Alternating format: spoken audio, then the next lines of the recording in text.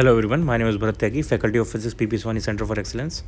Gravitation chapter हमारा finish हो गया था। Next chapter is properties of bulk matter और इसके अंदर फर्स्ट चैप्टर का पार्ट है सॉलिड्स। यूनिट का नाम है properties of bulk matter and उसके अंदर पहले हमें पढ़ना है सॉलिड्स के बारे में। सो फर्स्ट इसमें चैप्टर है सॉलिड्स। ओके, इसको स्टार्ट करने से पहले कुछ इसमें टर्मिनोलॉजीज़ यूज़ होती हैं, उस उनके बारे में बात कर लेते हैं। इस चैप्टर को कई बुक्स में इलास्टिसिटी नाम से भी दिया होगा। सो बेसिकली हमें इलास्टिसिटी की इसमें बात करनी है। तो इस चैप्टर से रिलेटेड इस चैप्टर में जो भी टर्मिनोलॉजीज आने वाली है पहले उनके बारे में एक एक करके देख लेते हैं। कुछ नाम यूज़ होंगे, कुछ टर्म्स यूज़ होंगे, उनका मीनिंग हमें समझ में आना चाहिए। Okay, so first point is some terms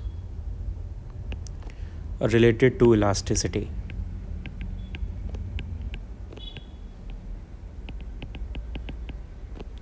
First one is deforming force. Deforming force. It is basically a force that changes the shape of an object or a body. So it is a force which when applied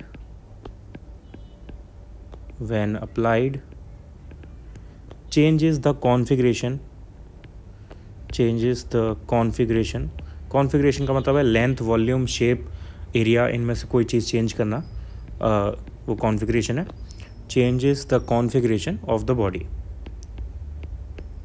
for example मैंने rubber band लिया और rubber band को stretch किया तो उसका configuration change हो गया, and the force I am using to change the configuration of rubber band is called deforming force. Second one is elasticity.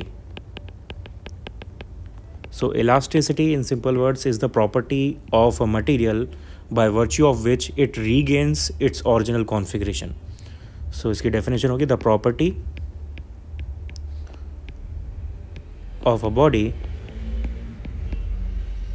to regain its original configuration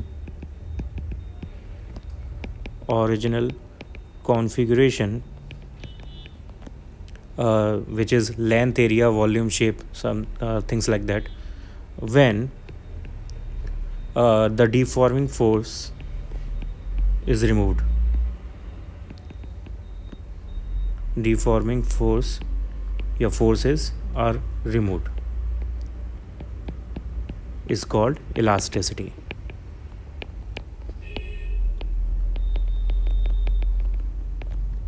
Next one is a perfectly elastic body. What is a perfectly elastic body?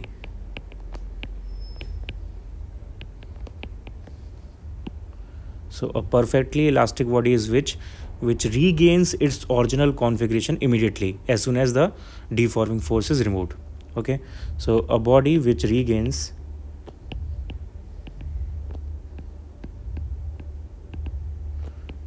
its original configuration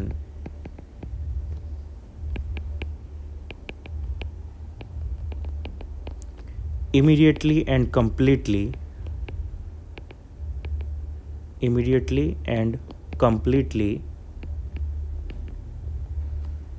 as soon as the deforming force is removed.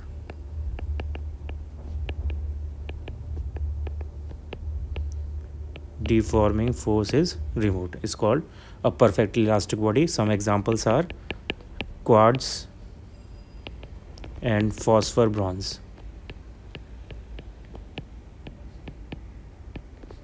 etc. These bodies behave like a perfectly elastic body. Fourth is a perfectly plastic body. Plasticity is the opposite of elasticity. So elasticity makes a body to regain its shape. Plasticity avoids it. So a plastic body will not regain its original shape. So perfectly plastic body. Next.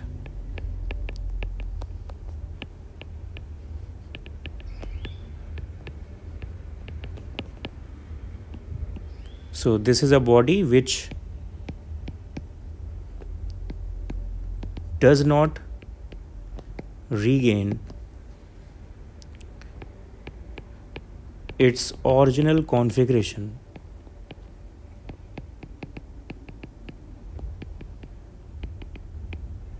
its original configuration at all on the removal of deforming force. On the removal of deforming force. Okay तो ये बिल्कुल भी try नहीं करती अपने original shape में वापस आने के लिए, ओरिजिनल कॉन्फ़िगरेशन वापस आने के लिए. उसको हम परफेक्टली प्लास्टिक बॉडी बोलते हैं. और जो नॉर्मल प्लास्टिक बॉडी है it does not try to regain its original shape, लेकिन थोड़ा बहुत वो वापस आ सकती है. जो बिल्कुल भी वापस नहीं आएगी उसको परफेक्टली प्लास्टिक बॉडी बोलेंगे. और इसमें डीफॉर्मिंग फोर्स कितना भी कम हो फ़र्क नहीं पड़ता, वो बिल्कुल भी वापस नहीं आएगी. No matter how small the deforming force is.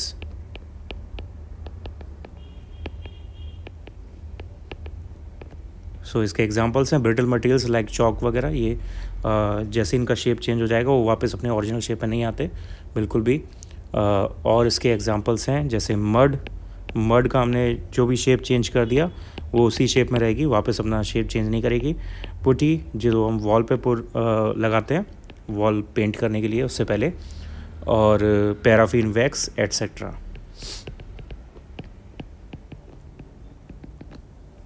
Okay, so these were some terminologies will be used in this chapter.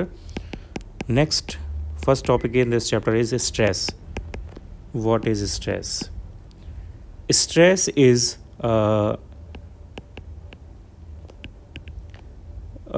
internal restoring force.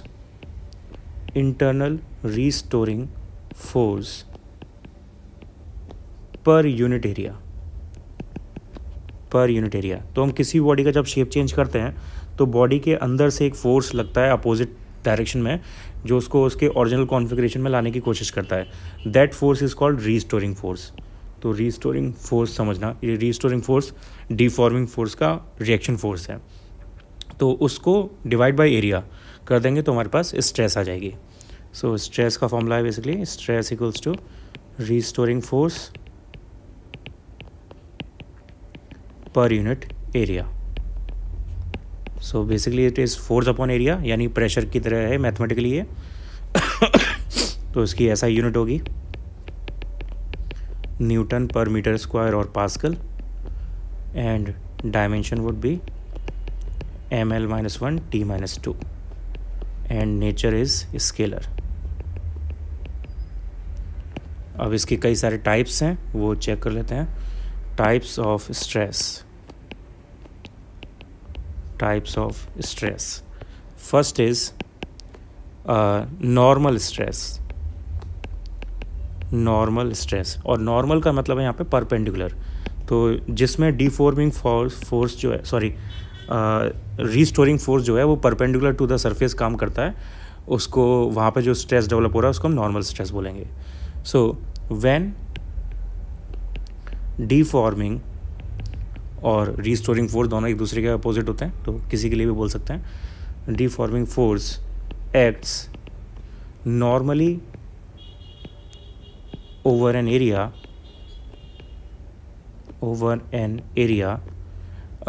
Of a body. The internal stress developed, the internal stress यानी internal restoring force per unit area is called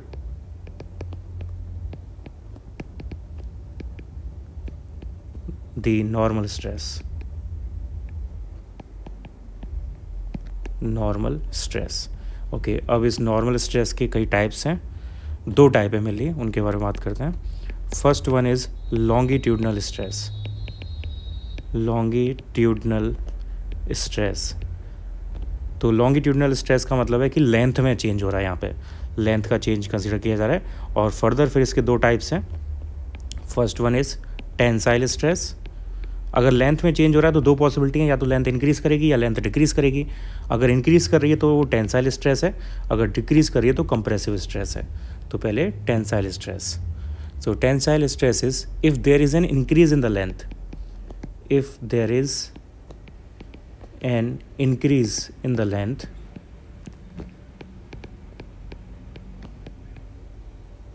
increase in the length or extension of the body in the direction of applied force.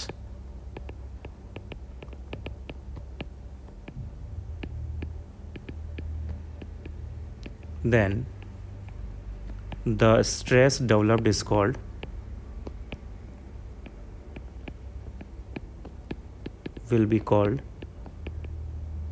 tensile stress. Tensile stress. Second one is compressive stress.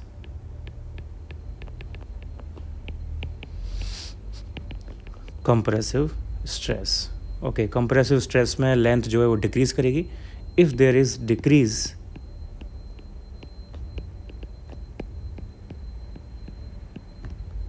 in length or compression in the direction of force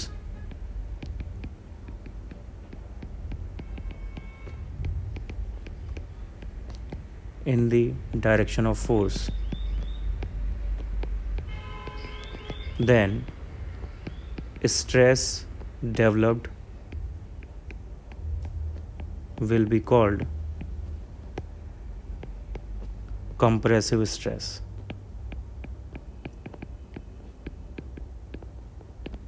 compressive stress. Okay, तो ये हो गया longitudinal stress का पूरा example. यहाँ पे diagram इसका कुछ इस टाइप का बनेगा. Suppose we have this rod या वायर, ये इसका ओरिजिनल लेंथ है और यहाँ पे हमने इस पर लगाया नीचे की तरफ फोर्स, तो ये इसमें इंक्रीज़ आ गया. नीचे की तरफ फोर्स लग रहा है, फोर्स की डायरेक्शन में यहाँ पे इंक्रीज़ आया. Increase is delta L and original length was L. तो यहाँ पे इंक्रीज़ हो रहा है, तो ये यहाँ पे अगर एरिया ए है तो स्ट्रेस जो डेवलप हुआ वो टेंसाइल स्ट्रेस होगा. और on this other hand if force की direction is opposed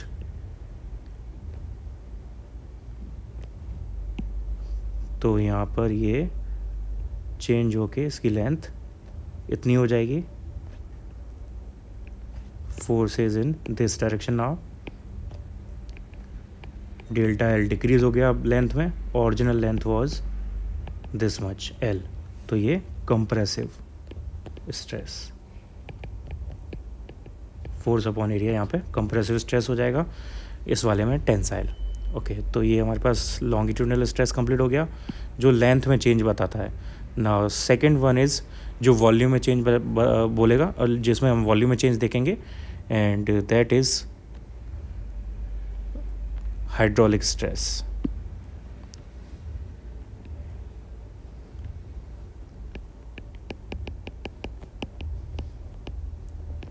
hydraulic stress. Okay, hydraulic stress में वॉल्यूम चेंज होता है, शेप चेंज नहीं. इन इस नॉर्मल स्ट्रेस नॉर्मल स्ट्रेस के दो टाइप हैं बेसिकली. एक तो था हमारे पास लॉन्गिट्यूडनल स्ट्रेस और एक हाइड्रोलिक स्ट्रेस. इन दोनों में ही कॉमन चीज़ है. कॉमन चीज़ ये है कि इन दोनों केसेस में शेप चेंज नहीं होता और वॉल्यूम चेंज होता है. जबकि जो दूसरा टाइप का स्ट्रेस आएगा, जो आगे स्ट्रेस आएगा टेंजेंशियल स्ट्रेस, उसमें शेप चेंज होता है, वॉल्यूम चेंज नहीं होता. तो एक डिफरेंस है दोनों में कॉमन. ओके, तो हाइड्रोलिक स्ट्रेस में हमारे पास वॉल्यूम चेंज होता है. So when a solid body undergoes a change in volume without any change in shape, without any change in shape, in geometrical shape of course. So then the stress developed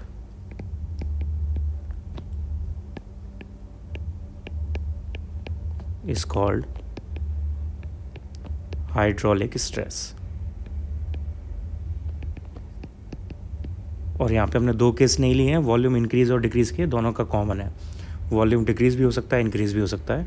for example, suppose we have this size ball और spherical body, और इसको हमने किसी liquid में रखा. Liquid चारों तरफ से इस पर फोर्स लगा रहा है. एंड ड्यू टू दिस, और ये सारे फोर्सेस नॉर्मल हैं सरफेस के कंपैरिजन में, क्लियरली हम देख सकते हैं। और इसका साइज़ इसकी वजह से डिक्रीज़ हो जाएगा, कंप्रेस हो जाएगा ये। तो ओरिजिनल वॉल्यूम v था और जो वॉल्यूम में चेंज आया दैट इज़ डेल्टा v। तो ये जो नया ऑब्जेक्ट बना उसका वॉल्यूम हो गया v माइनस डेल्टा v, लेकिन शेप में कोई चेंज नहीं आया। शेप पहले भी स्फेरिकल था, अभी भी स्फेरिकल है। तो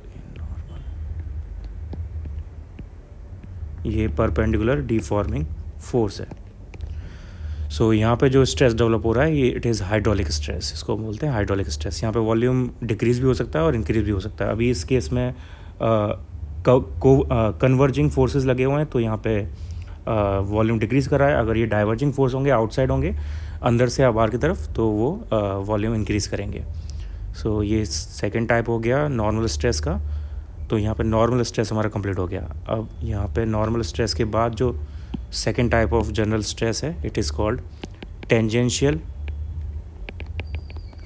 और शेयरिंग स्ट्रेस। तो नॉर्मल स्ट्रेस में फोर्स हमेशा परपेंडिकुलर था। यहाँ पे फोर्स टेंजेंशियल होगा। और नॉर्मल स्ट्रेस में शेप चेंज नहीं होती थी, टेंजेंशियल में शेप चेंज होगी। नॉर्मल स्ट्रेस में वॉल्यूम चेंज होता था, टेंजेंशियल में वॉल्यूम चेंज नहीं होगा। ये सारे इसमें डिफरेंस है। सो इसकी definition would be when a deforming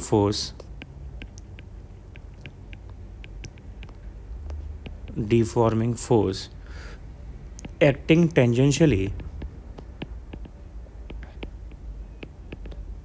acting tangentially to the surface of a body produces a change in the shape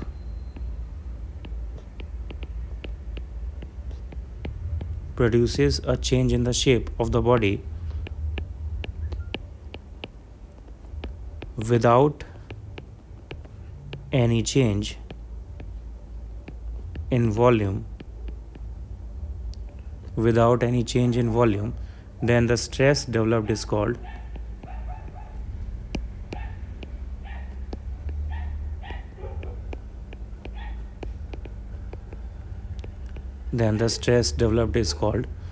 tangential or shearing stress.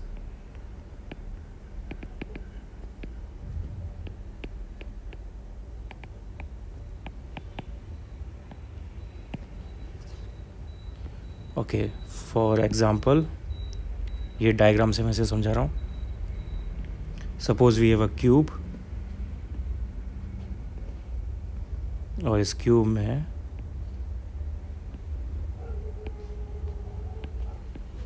एक फोर्स लगा ऑन टेंजेंशियल अपर सरफेस। यहाँ पे फोर्स लगाया, इसकी वजह से जो अपर सरफेस है वो थोड़ा आगे शिफ्ट हो जाएगी।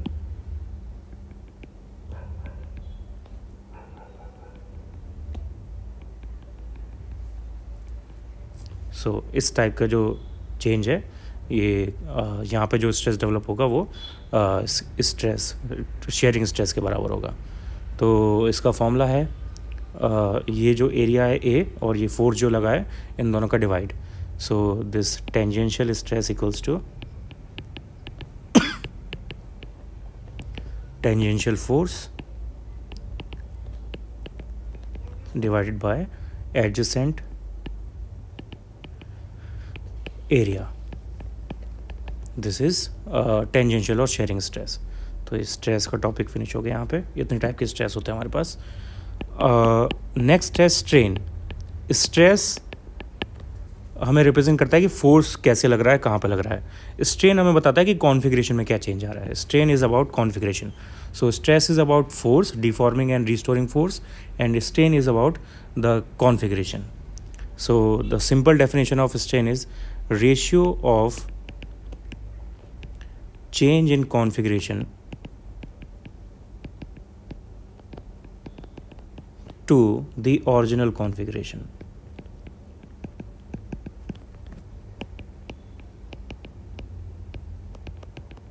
is called strain. Formula wise लिखें तो strain equals to change in configuration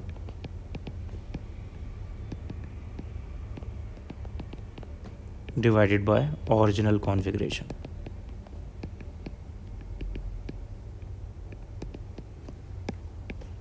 So as we can see, configuration का मतलब होता है लेंथ या वॉल्यूम या शेप.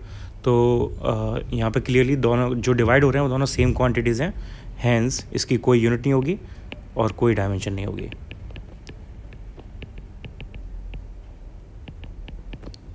ओके, नेक्स्ट इसके टाइप्स. तो जितने स्ट्रेस के टाइप्स होते हैं उनसे ही कोरिलेटेड स्ट्रेन के टाइप्स होते हैं. सो types of strain, next topic.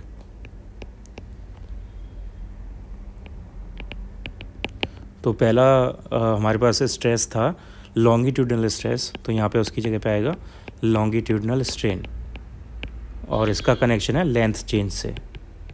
जहाँ पे लेंथ चेंज हो रहा है वहाँ पे जो स्ट्रेन डेवलप होगा वो लॉन्गिट्यूडनल स्ट्रेन होगा. सो इसकी डेफिनेशन होगी, if the deforming force produces a change in length alone, सिर्फ लेंथ में चेंज होगा यहाँ पे, length alone, the strain produced is called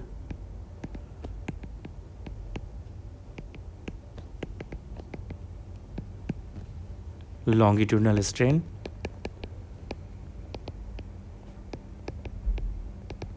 And it is equals to the ratio of change in length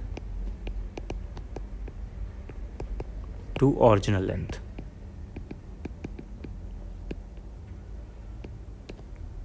Okay, so longitudinal strain equals to delta L upon L. Delta L का मतलब change in length, L का मतलब original length.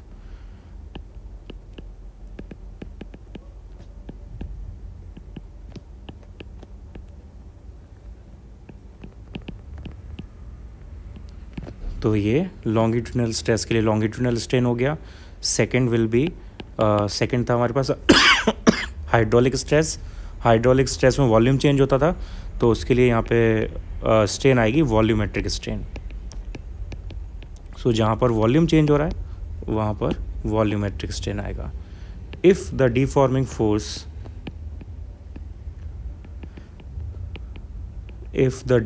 Force produces a change in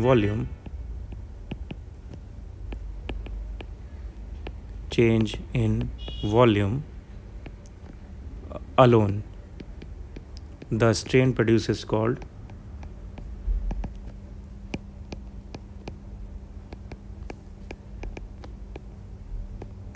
volumetric strain,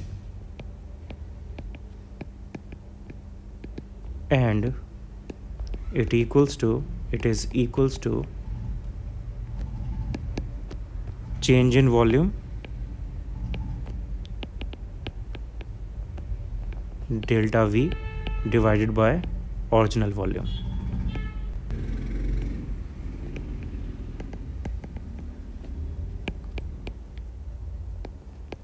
V. So formula हो जाएगा इसका volumetric strain equals to delta V divided by V.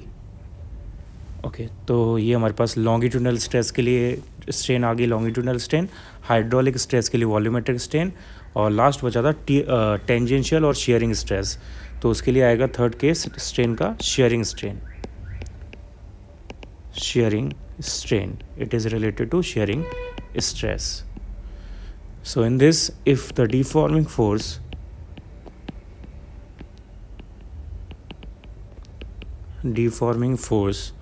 produces a change in shape without any change in volume, then the strain developed is called shearing strain. Okay, तो इसके लिए वही same example. इसका diagram बनाना पड़ेगा। मैं diagram बना देता हूँ पहले। एक क्यूब लिया हमने suppose,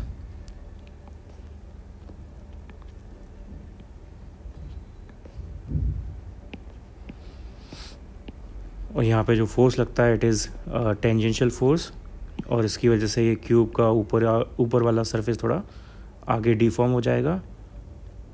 so new shape will be like this. So यहाँ पे जो ये एंगल चेंज होगा, ये एंगल निकल के आएगा, ये एंगल बहुत छोटा होगा, थीटा इज़ वेरी स्मॉल। और जब थीटा बहुत स्मॉल है तो उसमें हम angle equals to arc upon radius लगा सकते हैं। आर्क जो है वो ऊपर वाला डिफॉर्मेशन आ जाएगा यहाँ पे।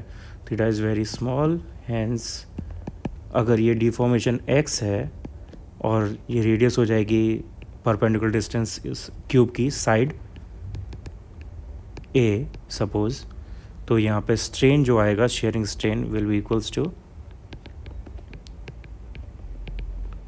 Theta which is equals to arc upon radius, यानी perpendicular distance x divided by ये है deformation along the force divided by the perpendicular side which is a, यानी theta equals to x upon a। ये shearing stress का relation हो गया। Symbol हम कुछ भी ले सकते हैं, उसका लॉजिक यही रहेगा।